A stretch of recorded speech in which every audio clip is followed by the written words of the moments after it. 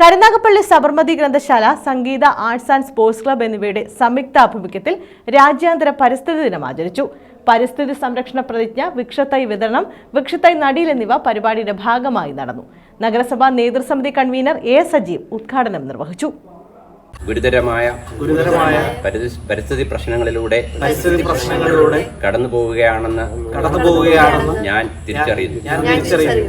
ഭൂമിയിലെ ജൈവ വൈവിധ്യം നഷ്ടപ്പെട്ടാൽ ഭൂമിയിലെ എല്ലാ ജീവജാലങ്ങൾക്കും നാശമുണ്ടാകുമെന്ന് ഞാൻ മനസ്സിലാക്കുന്നു.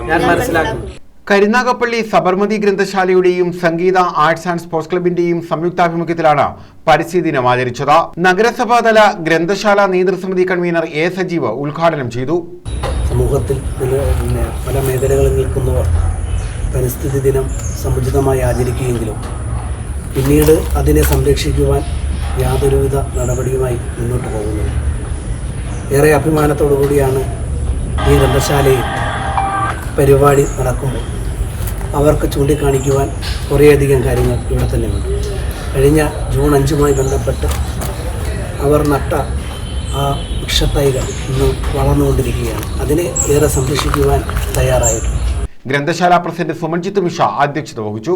ഗ്രന്ഥശാല ഈ വർഷവും നമ്മുടെ പരിസ്ഥിതി ദിന പരിപാടികൾ സംഘടിപ്പിക്കുകയാണ്. സംസ്ഥാന ലൈബ്രറി കൗൺസിലിൻ്റെ പ്രത്യേക നിർദ്ദേശപ്രകാരം എല്ലാ ഗ്രന്ഥശാലകളിലും ഇന്ന് ഈ ഒരു പരിപാടി നടക്കുന്നുണ്ട്. അതിൻ്റെ ഭാഗമായി സബർമതി ഇവിടെ വൃക്ഷത്തൈ വെച്ചുകൊണ്ട് നമ്മുടെ ഈ ഒരു പ്രവർത്തനങ്ങൾക്ക് തുടക്കമാവുന്നു. Centre for science director V Aravindakumar പരിസ്ഥിതി സംരക്ഷണ പ്രതിജ്ഞ ചൊല്ലിക്കൊടുത്തു. V R Harikrishnan, H Sabarinath, Sumi Sultan, Bilal, Nuwan, Adithyan, MG, Shyam, നിവായസെ, ബിലാൽ, നിതിൻ, ആദിൽ, നിസാം, അഭിദേവ്, അദിനാൻ, ആദിൽ നിസാർ, മനോജ് തുടങ്ങിയവർ നേതൃത്വം നൽകി. News bureau, Karunagappally.